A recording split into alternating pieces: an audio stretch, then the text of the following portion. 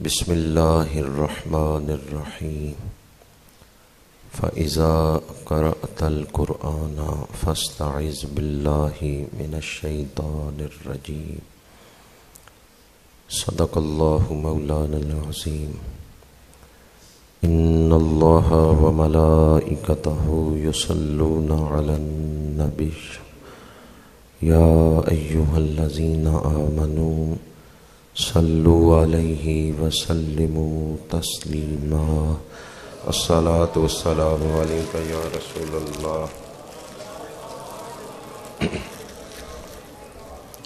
الصلاۃ والسلام علیک یا رسول اللہ وعلی آلک واصحابک یا حبیب اللہ۔ برادران اسلام، اللہ پاک کا شکر ہے جس نے ہمیں جمعۃ المبارک کی برکتوں سے مستفید ہونے کا یہ موقع عطا فرمایا ہے۔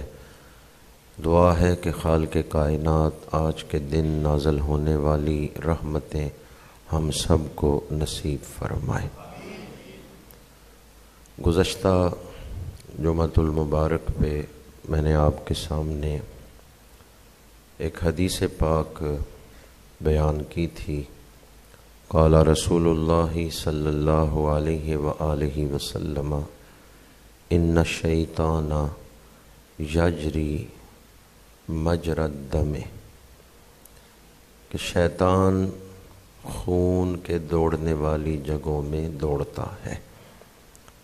تو شارحین نے لکھا کہ اس کا مطلب یہ ہے کہ جیسے باریک نسوں میں خون چلتا ہے تو شیطان کی چالیں بھی بڑی باریک ہوتی ہیں، اور بسا اوقات انسان یہ سمجھتا ہے کہ وہ شیطان سے بچا ہوا ہے، لیکن وہ شیطان کے جال میں پھنس چکا ہوتا ہے۔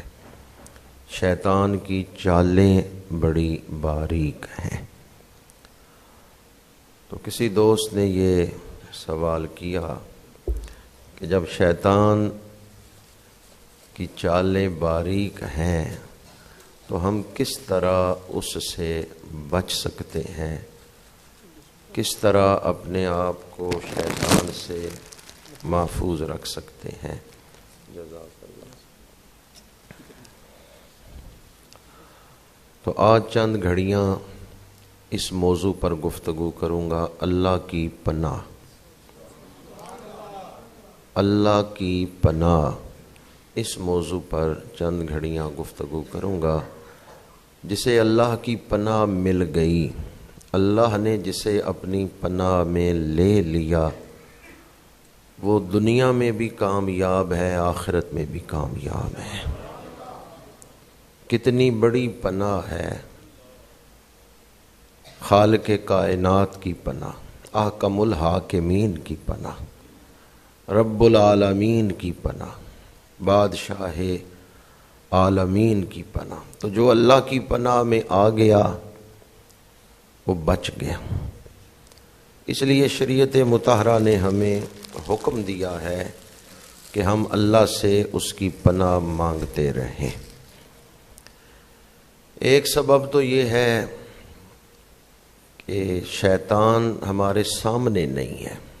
اگر کوئی سامنے سے حملہ کرے تو انسان اپنے آپ کو بچا لیتا ہے۔ دشمن نظر آ رہا ہو تو آدمی اپنے آپ کو دشمن سے بچا سکتا ہے، لیکن اگر دشمن نظر نہیں آ رہا، دشمن چھپا ہوا ہے، تو پھر اس کے حملوں سے اپنے آپ کو بچانا مشکل ہوتا ہے۔ جو دشمن چھپ کے وار کر رہا ہو، اس کے حملوں سے اپنے آپ کو بچانا مشکل ہوتا ہے۔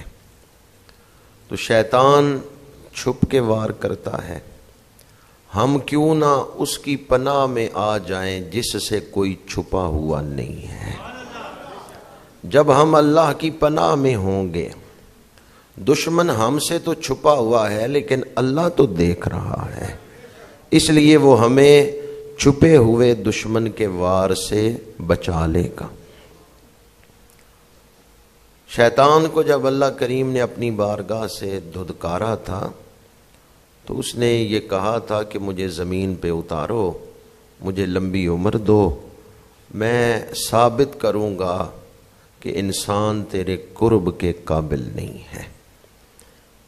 اب زندگی آزمائش بنائی گئی اور شیطان ہمیں وسوسوں میں ڈال کے، گناہوں کی لذت دکھا کے ہمیں اللہ کے قرب سے دور کرنا چاہتا ہے، اور یہ دکھانا چاہتا ہے کہ انسان اللہ تعالیٰ کی محبت کے اور اس کے قرب کے لائق نہیں ہے۔ انسان میں اللہ کریم نے خیر اور شر دونوں پہلو رکھے ہیں۔ عام انسانوں میں خیر بھی ہے، شر بھی ہے، اور زندگی کی آزمائش یہ ہے کہ ہم نے اپنے آپ کو شر سے بچانا ہے، خیر کو اپنانا ہے۔ تو جس انسان نے اس بات کو سمجھ لیا اور اپنے آپ کو گناہوں سے، نجاست سے، شر سے بچا لیا، وہ کامیاب ہو گیا۔ شیطان ہمیں مختلف ہیلوں بہانوں سے، اس کا پورا ایک گروہ ہے، ذریت ہے، وہ ان کی ڈیوٹی لگاتا ہے، اور جب کوئی بندہ حق کے راستے پہ چلنا شروع کرتا ہے تو شیطان اس پر زیادہ حملے کرتا ہے۔ جوں جوں وہ حق کے راستے پہ چل رہا ہے، شیطان بڑے بڑے حملے اس پہ کرتا ہے، اور یہ جنگ آخری سانس تک جاری ہے۔ جب موت کا وقت آتا ہے تو اس وقت شیطان یہ سمجھتا ہے کہ اب یہ بندہ کامیاب ہو کے چلا گیا تو ہمیشہ کی کامیابی اس کو مل جائے گی، اس لیے وہ نزع کے وقت پورا زور لگاتا ہے کہ کسی طرح بندے سے ایمان چھین لے۔ تو پہلی بات تو ہمیں یہ ذہن میں رکھنی چاہیے، قرآن پاک نے فرمایا ہے کہ شیطان تمہارا کھلا دشمن ہے، تم بھی اسے اپنا دشمن سمجھو۔ شیطان تمہارا دشمن ہے، شیطان ہمارے ساتھ دشمنی کرتا ہے، تو ہمیں پہلے تو یہ ماننا چاہیے کہ کوئی چھپا ہوا دشمن ہے جو ہمیں راہ راست سے بھٹکانے کی کوشش کرتا ہے، اور ہم نے اس کے حملوں سے اپنے آپ کو بچانا ہے۔ دوسری بات کہ کیسے بچا سکتے ہیں؟ ہم کمزور ہیں، ممکن ہے بگڑے ہوئے نفس کی وجہ سے کہ ہمارے نفس کی اصلاح نہیں ہوئی، ہم فوراً شیطان کی باتوں میں آ جائیں، اس کے جال میں پھنس جائیں۔ تو اب شریعت مطہرہ نے ہمیں رہنمائی کی ہے، آسان راستہ بتایا ہے کہ اللہ سے پناہ مانگو۔ جسے اللہ کی پناہ مل گئی وہ شیطان کے حملوں سے بچ گیا۔ یہ ایک فلسفہ ہے تعوذ کا جو میں نے آپ کے سامنے بیان کیا ہے۔ ہم تو اپنے وجود میں دونوں چیزیں رکھتے ہیں، شر بھی اور خیر بھی، لیکن جو اللہ کے نبی ہیں ان کے وجود میں خیر ہی خیر ہے۔ انبیاء معصوم ہیں، فرشتوں سے زیادہ معصوم ہیں، اور شیطان ان سے گناہ نہیں کروا سکتا، ہمارے معنوں میں جو گناہ ہے وہ نہیں کروا سکتا۔ وہ جو معصوم ہیں وہ بھی اللہ سے پناہ مانگتے ہیں۔ تو اس کا مطلب کیا ہے؟ وہ تو پہلے ہی حفاظت میں ہیں، انبیاء جو ہیں وہ پہلے ہی اللہ کی پناہ میں ہیں۔ جو اللہ کی پناہ میں ہیں وہ بھی اللہ سے پناہ مانگ رہے ہیں۔ تو ہم لوگ جن کے اندر خیر اور شر دونوں چیزیں پائی جاتی ہیں، یا جن کی زندگی گناہوں میں گزر رہی ہے، انہیں کس قدر اللہ سے پناہ مانگنی چاہیے۔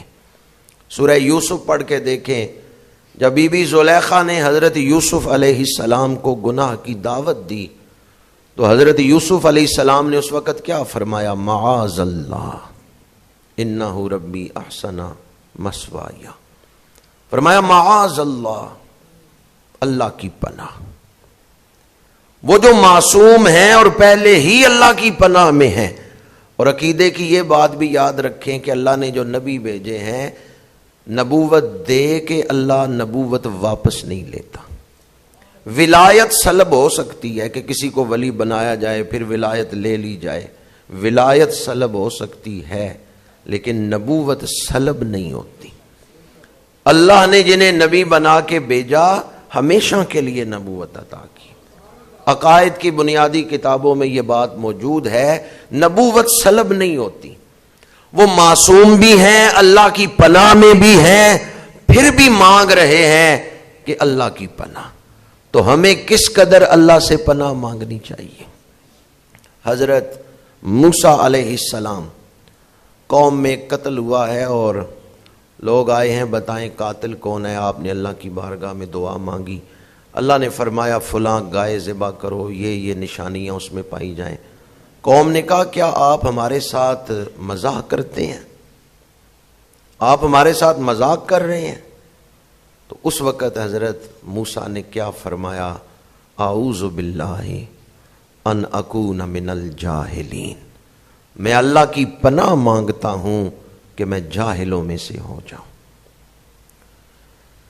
یہاں مفسرین نے لکھا ہے کہ بے مقصد ہنسی کی باتیں کرنا، کسی کا مذاق اڑانا جس سے دوسرے کی عزت نفس مجروح ہو رہی ہو، ایسی بات کر کے ہنسنا یہ جہالت ہے، اور نبیوں نے اس سے اللہ کی پناہ مانگی ہے۔ حضرت موسیٰ علیہ السلام نے فرمایا میں اللہ کی پناہ مانگتا ہوں، اعوذ باللہ ان اکون من الجاہلین۔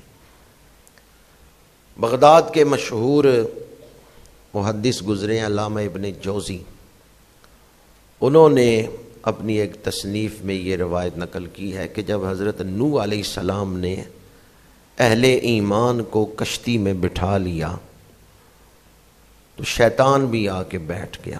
آپ نبی تھے، آپ نے نبوت کی نگاہ سے دیکھ لیا، تو آپ نے اس سے فرمایا تو کیوں آیا ہے؟ اس نے کہا یہ جو ایک قوم تو وہ ہے جس کو میں نے آپ کے قریب ہی نہیں آنے دیا، یہ جو آپ کے قریب آ گئے ہیں نا، میں چاہتا ہوں چلو ان کے جسم آپ کے قریب رہیں پر دل میرے ساتھ ہی رہیں، میں ان کے دل اپنی طرف راغب کرنے کے لیے آیا ہوں۔ یہ جملہ جو محدث ابن جوزی نے لکھا ہے بڑا قابل توجہ ہے۔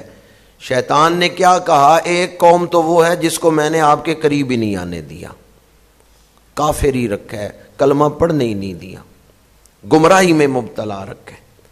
یہ جو آپ کے قریب آ گئے، میں اس لیے کشتی میں آیا ہوں کہ چلو ان کے بدن آپ کے ساتھ رہیں لیکن دل میرے ساتھ ہی رہیں، بدن آپ کے ساتھ ہوں، دل میرے ساتھ۔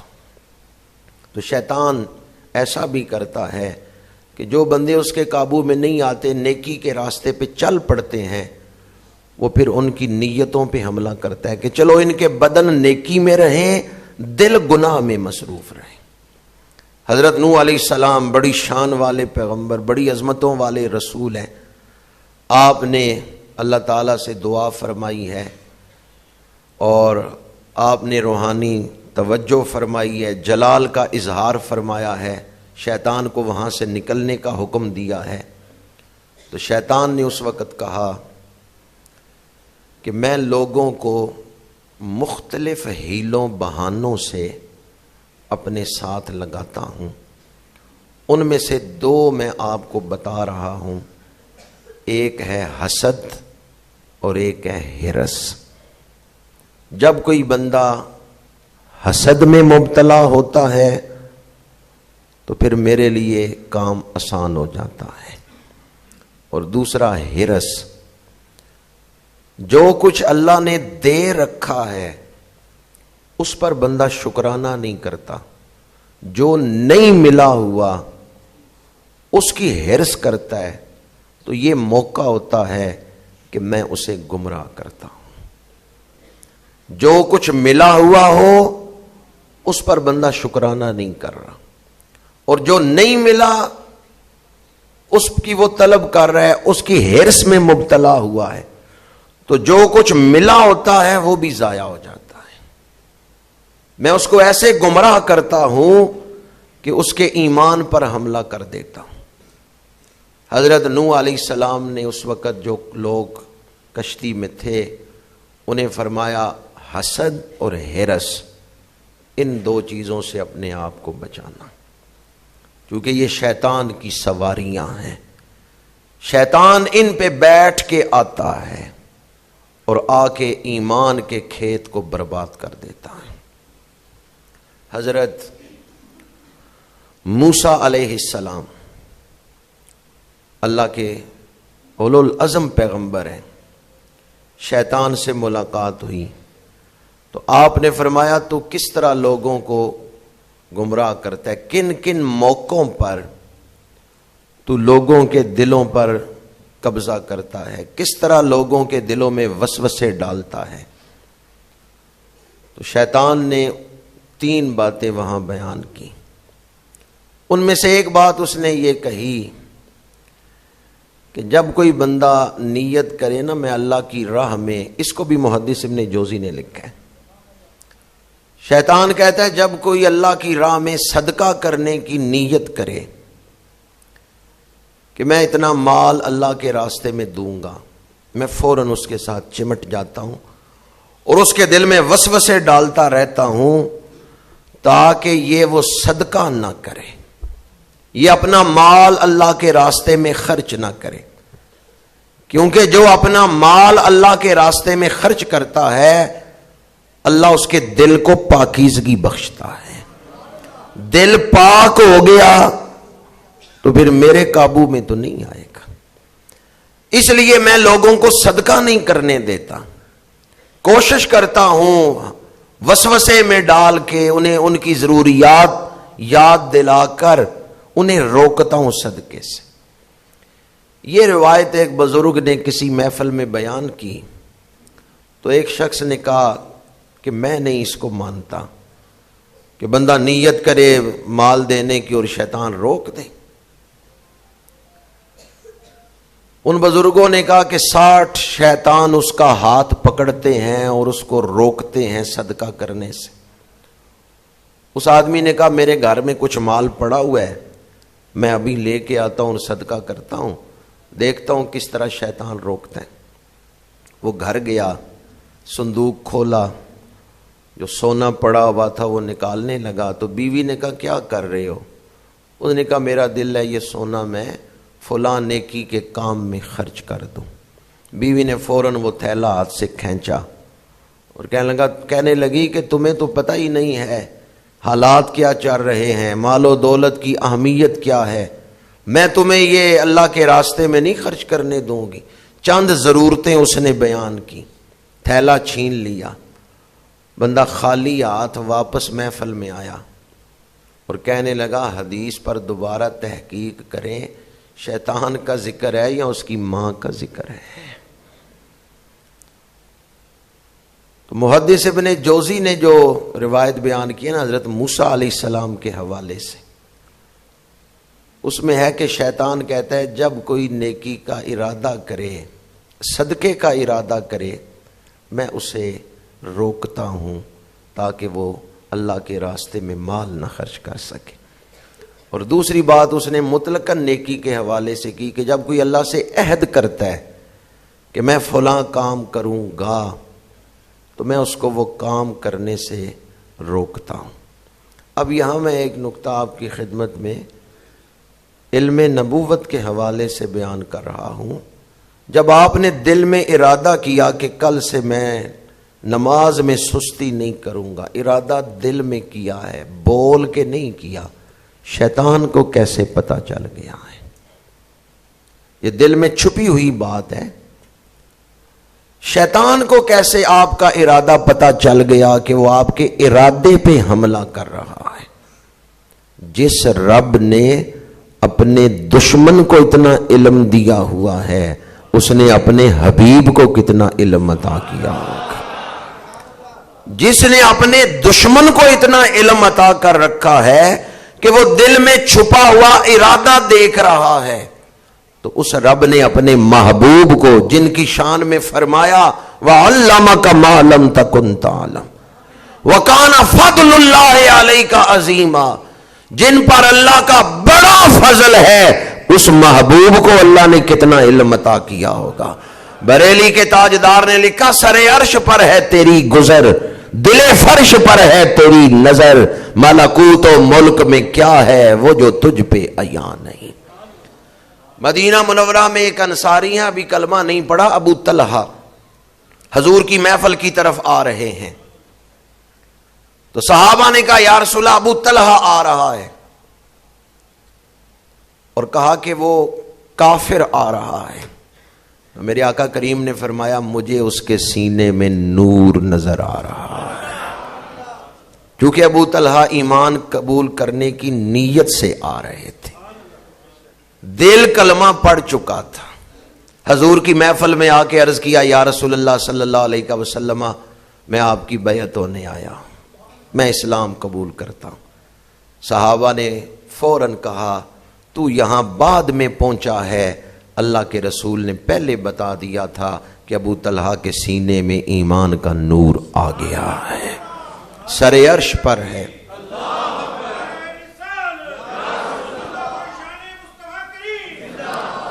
سر عرش پر ہے تیری گزر، دل فرش پر ہے تیری نظر، ملکوت و ملک میں کیا ہے وہ جو تجھ پہ عیاں نہیں. تو میں نے آپ کے سامنے آج جو عنوان شروع کیا اس کے حوالے سے گفتگو کرنا چاہتا ہوں، تعوذ، اللہ کی پناہ. تو چند مواقع ایسے ہیں جن پر حضور نے بطور خاص تعوذ کی تلقین فرمائی ہے. بخاری شریف میں حدیث پاک ہے، ایک صحابی عرض کرتے ہیں حضرت عثمان بن ابو العاص، یا رسول اللہ صلی اللہ علیہ وسلم جب میں نماز پڑھتا ہوں تو بھول جاتا ہوں. نماز کے دوران شیطان نماز اور قرات، میری قرات میں اور میرے درمیان حائل ہو جاتا ہے اور میں نماز میں بھول جاتا ہوں.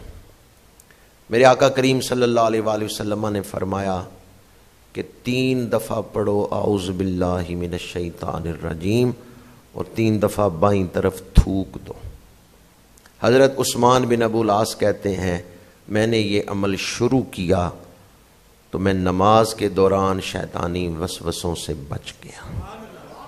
بعض لوگوں کو وضو کے دوران بھی ایسا ہوتا ہے، بعض کو نماز کے دوران. تو نماز شروع کرنے سے پہلے، بلکہ آج کل تو جو جس طرح معمولات ہیں، جب آپ وضو کر کے اٹھتے ہیں اگر ایسا مسئلہ ہے تو اس وقت ہی 3 دفعہ اعوذ باللہ پڑھ لیں اور بائیں طرف 3 دفعہ تھوک دیں، پھر نماز شروع کریں. تو انشاءاللہ وہ جو شیطان جس کی ڈیوٹی ہے نماز میں وسوسے ڈالنا، اس سے محفوظ رہیں گے. بخاری شریف میں حدیث پاک ہے، حضرت عثمان رضی اللہ تعالیٰ عنہ اس کے راوی ہیں، وہ فرماتے ہیں کہ اس روایت کو حضرت سلیمان بن سرد انہوں نے بھی روایت کیا ہے. مختلف اسناد سے حدیث کی مختلف کتابوں میں یہ روایت موجود ہے. 2 صحابی آپس میں بحث کر رہے تھے اور سخت کلامی پہ آ گئے اور ایک کا چہرہ سرخ ہو گیا اور وہ غصے میں بولنے لگے. تو میرے آقا کریم نے فرمایا میں ایک ایسا جملہ جانتا ہوں اگر وہ یہ پڑھ لے تو اس کا غصہ دور ہو جائے گا. سلیمان پوچھتے ہیں یا رسول اللہ صلی اللہ علیہ وسلم وہ کیا ہے؟ تو آپ نے فرمایا اعوذ باللہ من الشیطان الرجیم. اگر کوئی یہ پڑھ لے غصے کے وقت تو اس کا غصہ دور ہو جائے گا. اس حدیث پاک سے پتہ چلتا ہے کہ غصے کے وقت تعوذ پڑھنا، اللہ کی پناہ مانگنا، کیونکہ شیطان کو اس وقت خوب موقع مل جاتا ہے، بلکہ بسا اوقات تو غصے میں ایسے الفاظ انسان منہ سے نکالتا ہے کہ ایمان ہی برباد ہو جاتا ہے. مسلم شریف میں حدیث پاک ہے اگر کوئی شخص ڈراؤنا خواب دیکھے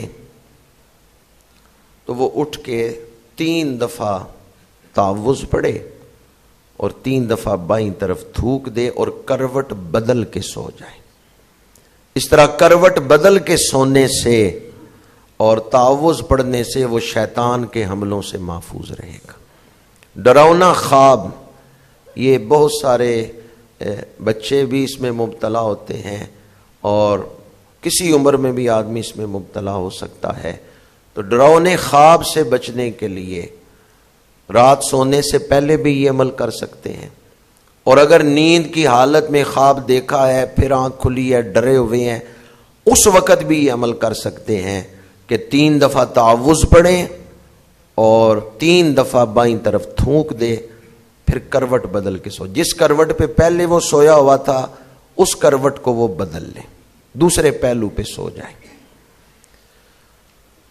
چوتھا موقع تعوذ پڑھنے کا رات کے وقت کتوں کی آوازیں سننے کے وقت یا پھر گدھے کی آواز.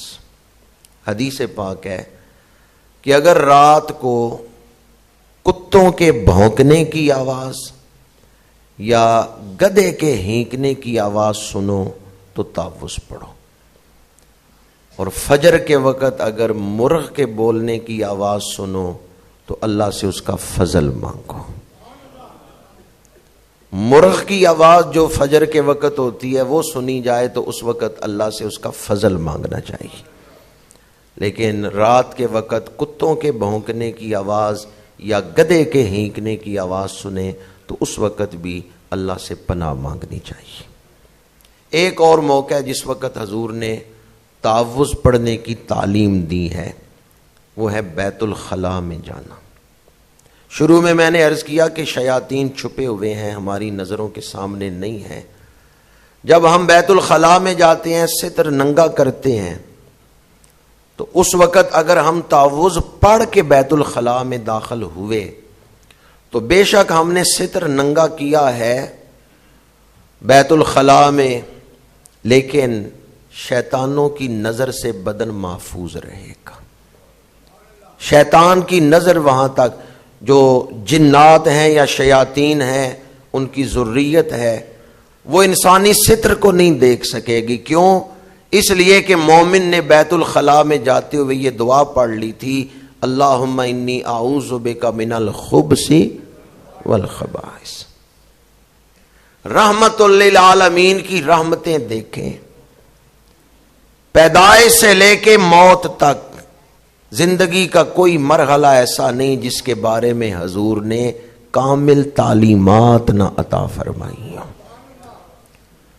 بیت الخلاء میں جب انسان داخل ہوتا ہے تو شیاطین کو موقع مل جاتا ہے انسان کا ذہن اغوا کرنے کا. اور بہت سارے لوگ ایسے ہیں جو اگر شرعی آداب کا خیال نہ رکھیں تو بیت الخلاء سے وہ بہت ساری نوستیں لے کے نکلتے ہیں.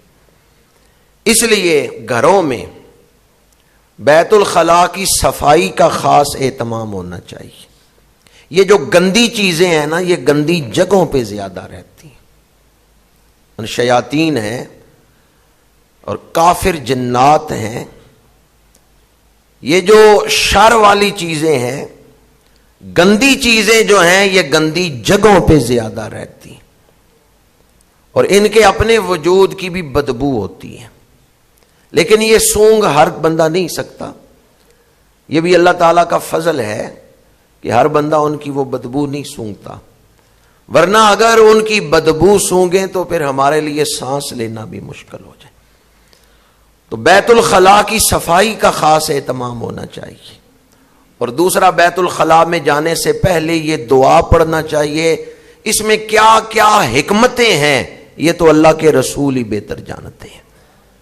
ہمارے لیے اتنا ہی کافی ہے کہ اللہ کے رسول نے فرمایا بیت الخلاء میں جانے سے پہلے یہ دعا پڑھ لو، اللہم انی اعوذ بک من الخبث والخبائث. گندگی سے، گندی چیزوں سے اے اللہ میں تیری پناہ مانگتا ہوں. کہ میں نے آپ کے سامنے بیان کیے جن میں اللہ تعالیٰ کی پناہ مانگنے کی تعلیم دی گئی ہے.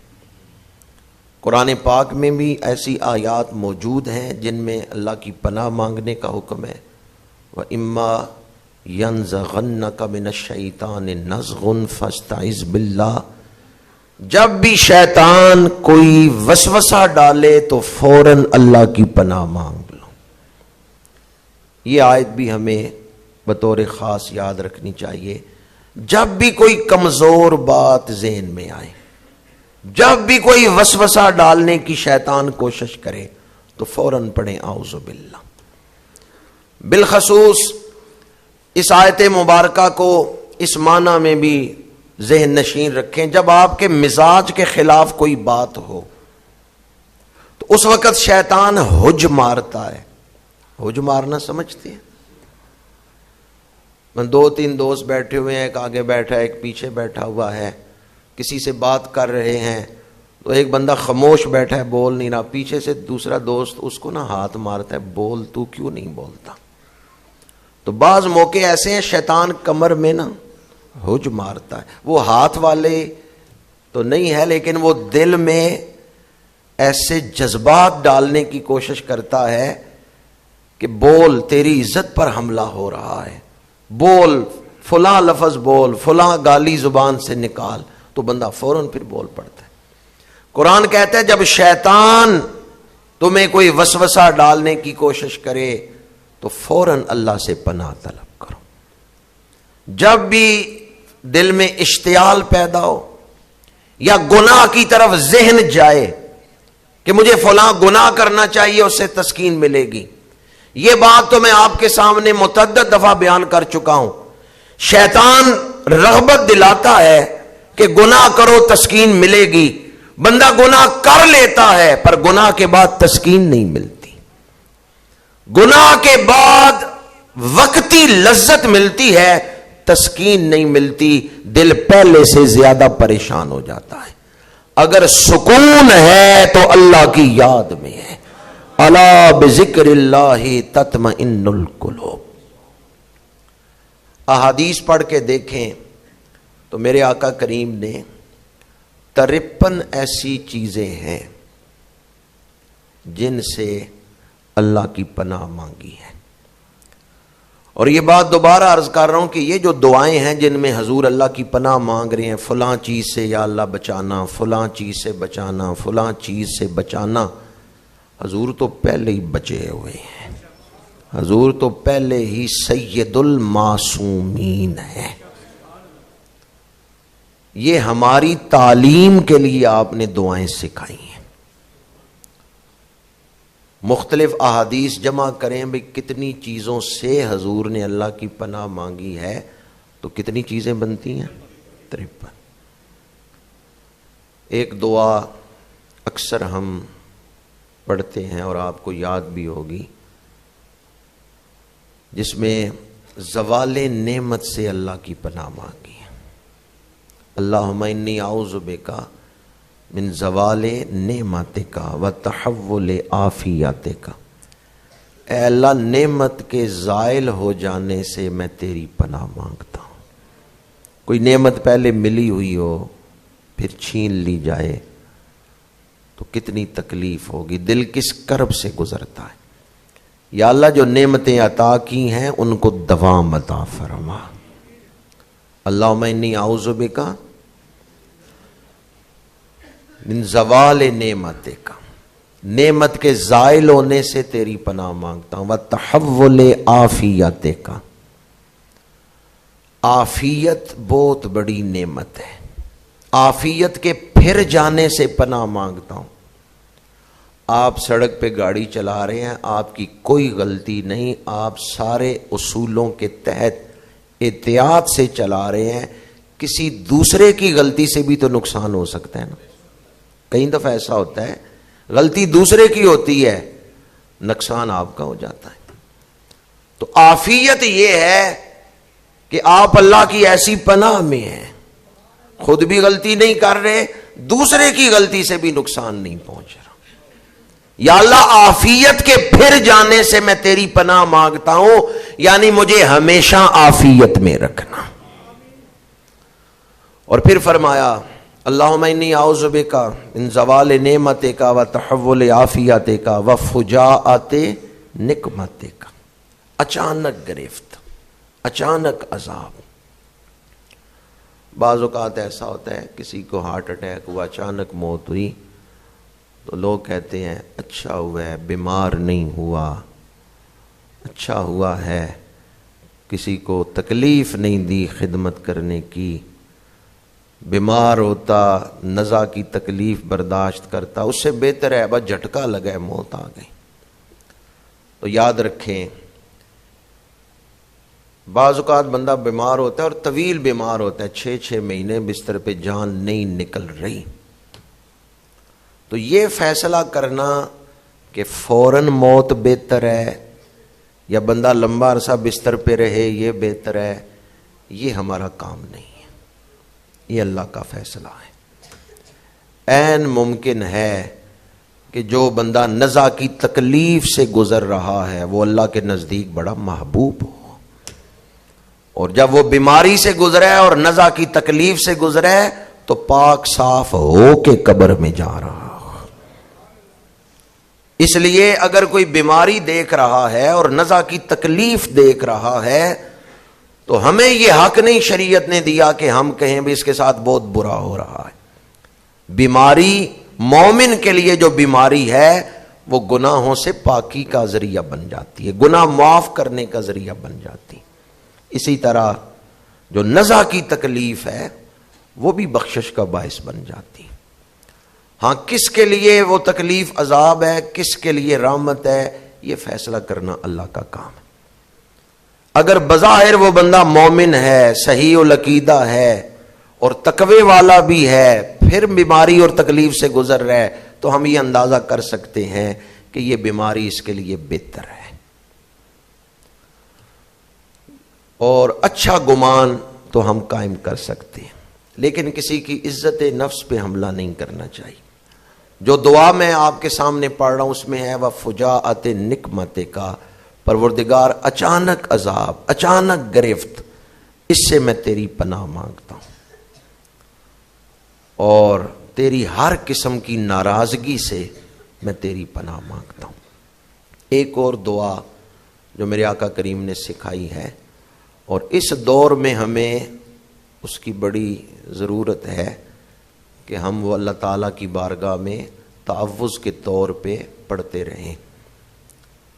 اللہم انی اعوذ بک من شر سمعی و شر بصری و شر لسانی و شر منی۔ اے اللہ کانوں کے شر سے اور آنکھوں کے شر سے اور زبان کے شر سے اور شرمگاہ کے شر سے میں تیری پناہ مانگتا ہوں۔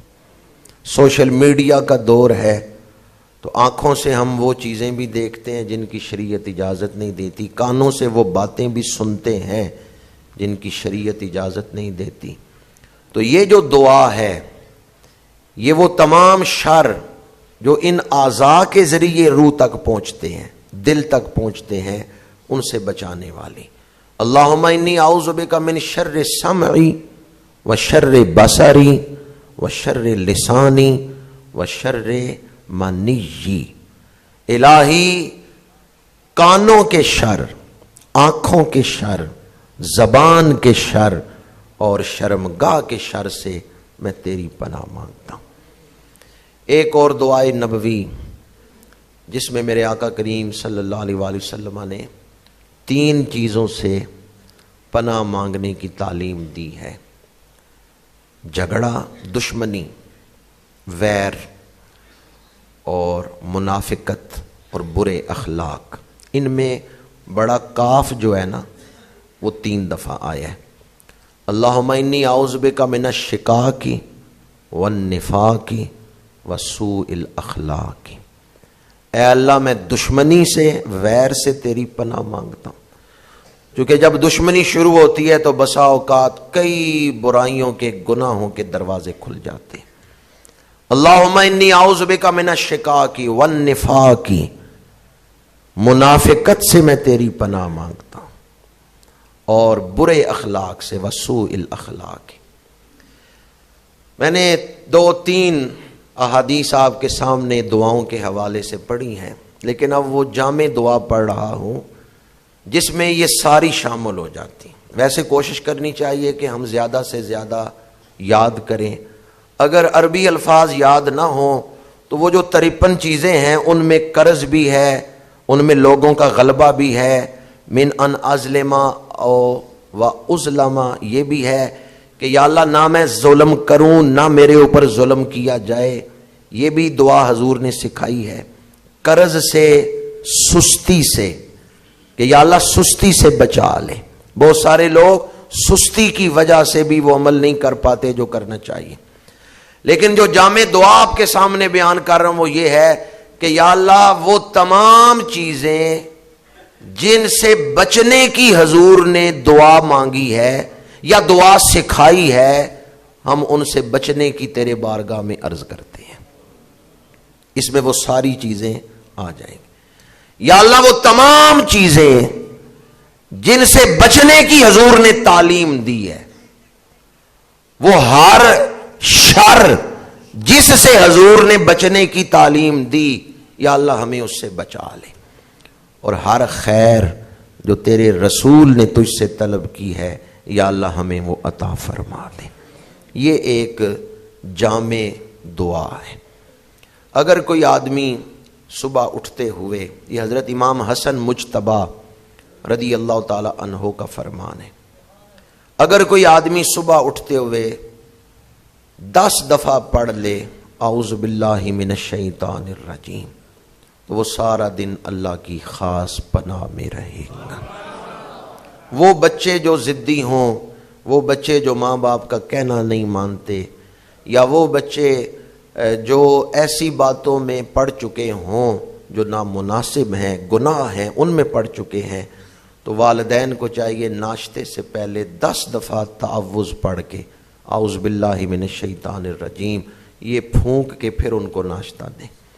اور ایک روایت میں ہے کہ اگر کوئی صبح 3 دفعہ پڑھ لے اعوذ باللہ من الشیطان الرجیم اور سورہ حشر کی آخری 3 آیتیں، تو اللہ تعالیٰ 70,000 فرشتوں کی ڈیوٹی لگا دیتا ہے، وہ اس کے لیے دعا کرتے رہتے ہیں. آخری بات عرض کر رہا ہوں جو میں نے شروع میں بیان کی تھی لیکن اس کی تشریح نہیں تھی کی، کہ یہ جو شیطان کے ساتھ جنگ ہے، اس سے کبھی مطمئن نہ ہو کہ بس اب میں ایسے مقام پہ آ گیا ہوں، شیطان میرے اوپر حملہ نہیں کرے گا. حضرت موسیٰ علیہ السلام کا ذکر کرتے ہوئے بھی میں نے یہ بات بیان کی ہے کہ حضرت موسیٰ علیہ السلام نے جب شیطان سے فرمایا کہ مجھے بتاؤ تم لوگوں پہ کیسے قابو پاتے ہو، تو اس نے 3 چیزیں بتائی تھیں. 2 میں نے بیان کی ہیں، ایک اس وقت بیان نہیں کی. اس نے کہا میں جس کو اپنے راستے پہ لگانا چاہتا ہوں نا، اس کی چھوٹی نیکیاں بڑی بڑی بنا کے اس کی آنکھوں میں دکھاتا ہوں، اور اس کے گناہ اس کو بلا دیتا ہوں، اور اس کو کہتا ہوں تو لوگوں میں بڑا بہتر ہے. وہ اپنے آپ سے مطمئن ہو جاتا ہے، اور جب وہ اپنے آپ سے مطمئن ہو گیا، اب اسے فکر نہیں رہ گئی اپنا ایمان بچانے کی. جب اسے فکر نہیں رہتی تو میں اس پہ حملہ آور ہوتا ہوں. امام احمد رضا خان بریلوی رحمۃ اللہ تعالی علیہ اعلی حضرت، آپ نے بھی فتاوی رضویہ میں لکھا ہے ایمان پر خاتمے کی فکر کرو، اس لیے کہ جسے فکر نہ ہو اندیشہ ہے شیطان اس پہ قابو پا لے گا. شیطان ہمارا دشمن ہے، اسے دشمن سمجھیں اور اپنی نیکیوں پہ نظر ڈالتے ہوئے اپنے آپ کو مقام اطمینان پہ نہ کھڑا کر لیں. یہ نہ سمجھیں کہ مجھے بلندی درجات کے بیج لگ گئے ہیں اور یہ بیج کبھی نہیں اتارے جائیں گے، مجھے وہ سرٹیفکیٹ دے دیا گیا ہے جو کبھی واپس نہیں لیا جائے گا. آخری وقت تک ڈرتے رہنا چاہیے. پانی پرن سہیلیاں تے رنگا رنگ کڑے، پریا اسی دا جانیے جس دا، پریا اسی دا جانیے جس دا، سب سیاں رل پانی نو چلیاں تے کوئی کوئی مرسی پر کے، جنہ پر کے سر تے رکھیا پیر ترن. اور حضرت پیر بلے شاہ قصوری کا یہ شعر تو آپ کو یاد ہوگا، اے دنیا تلکن ویڑائے تھم تھم کے ٹرو ہنیرائے. اے دنیا تلکن ویڑائے، پتہ بھی نہیں چلتا، پیر پھسل گیا اور انسان گناہوں کی وادی میں جا گیا. آخری سانس تک حضرت امام احمد بن حنبل مسکراتے نہیں. شاگرد کہتے ہیں کبھی ہم نے آپ کو کھل کے ہنستے ہوئے نہیں دیکھا. آپ نے فرمایا ہنسوں گا جب دنیا سے ایمان بچا کے لے گیا۔ شاگرد گھر سویا ہوا ہے، خواب دیکھ رہا ہے، امام احمد بن حنبل چل رہے ہیں اور بڑے مسکراتے ہوئے جا رہے ہیں۔ اس نے کہا آج میرے دل کی خواہش پوری ہو گئی ہے، آپ کو مسکراتے ہوئے دیکھ لیا ہے۔ انہوں نے فرمایا آج میں شیطان سے ایمان بچا کے آ گیا ہوں۔ شاگرد اٹھا، دوڑ کے گیا استادوں کے گھر کی طرف، پتا چلا حضرت امام احمد بن حنبل کا وصال ہو چکا ہے، آخری سانس تک۔ اور یہ لوگ جو ہیں جن کا میں ذکر کر رہا ہوں، امام احمد بن حنبل، یہ تو بڑے بلند درجے والے، ایمان بھی اعلیٰ، تقوی بھی اعلیٰ، علم بھی اعلیٰ، مجاہدہ بھی اعلیٰ، بہت کچھ تھا ان کے پاس، لیکن وہ کہتے ہیں کچھ نہیں ہمارے پاس، اور ہمارے پاس کچھ نہیں اور ہم کہتے ہیں بہت کچھ ہے ہمارے پاس۔ پریا اسی دا جانیے جس دا، امام فخر الدین رازی رحمت اللہ تعالی علیہ، آخری وقت آ گیا، شیطان آ کے حملہ آور ہوا۔ رازی ساری زندگی کہتے رہے خدا ایک ہے، کوئی دلیل دو۔ آپ نے دلیل قائم کی، شیطان نے رد کر دی۔ آپ نے دوسری دلیل دی، اس نے وہ بھی توڑ دی۔ آپ نے تیسری دلیل دی، اس نے وہ بھی توڑ دی۔ بعض اوقات ہوتا ہے آپ بھی محسوس کرتے ہوں گے اپنے اندر ہی کوئی دلیل قائم کرتے ہیں، اپنے اندر ہی توڑ بھی دیتے ہیں۔ حضرت امام فخر الدین رازی نے 100 دلیلیں دیں، شیطان دلیلیں رد کر رہا ہے، توڑ رہا ہے۔ آپ کے مرشد حضرت نجم الدین کبرا دور، سینکڑوں میل دور وضو کر رہے ہیں، مرید کی طرف دھیان چلا گیا۔ کامل لوگ تھے، چلو میں پانی لیا ہے، پانی کو پھینکا ہے اور فرمایا نجم الدین، اے فخر الدین رازی، اس دیوس سے کہہ دے ہم بغیر دلیل کے مانتے ہیں خدا ایک، الذین یؤمنون بالغیب۔ جب مرشد کے ہاتھوں کا پانی آ کے سینے پہ لگا ہے، آنکھیں کھل گئی ہیں، آپ نے فرمایا میں بغیر دلیل کے مانتا ہوں خدا ایک ہے۔ میرے لیے اتنا ہی کافی ہے کہ رسول اللہ نے فرما دیا ہے خدا ایک ہے۔ اور اسی کی تشریح میں بعض صوفیاء نے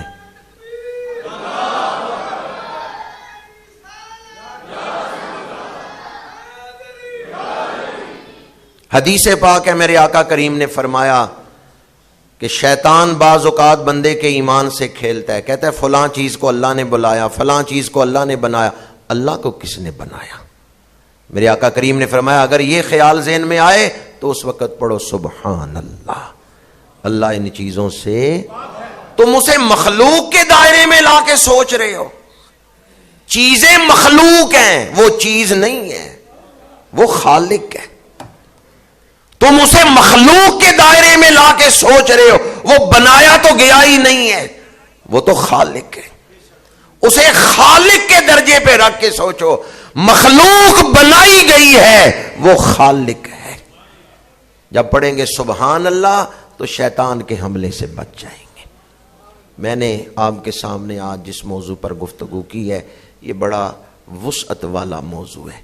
آج شیطان ننگا رقص کر رہا ہے، آج گھروں میں، معاشرے میں شیطانیت کا دورہ ہے۔ اپنے آپ کو بچانے کے لیے آئیں صالحین کی نسبت جو ہے اس کو اختیار کریں، جن کی محفل میں شیطان نہیں آتا، وہ اہل اللہ، جن کے بارے میں جب اللہ نے شیطان کو اپنی بارگاہ سے نکالا تو اس نے کہا میں سب پہ جال پھینکوں گا۔ اللہ نے فرمایا ہوش کر، کیا کہہ رہا ہے، میرے سارے بندوں کو گمراہ کر سکتا ہے؟ اس نے کہا الا عبادک منہم المخلصین، جو تیرے مخلص بندے ہیں وہ میرے جال میں نہیں پھنسیں گے۔ اللہ اخلاص عطا فرمائے، اخلاص ہو اور اللہ کی طرف رجوع ہو، اللہ اپنی پناہ عطا فرما دیتا ہے۔ وآخر دعوانا ان الحمد للہ۔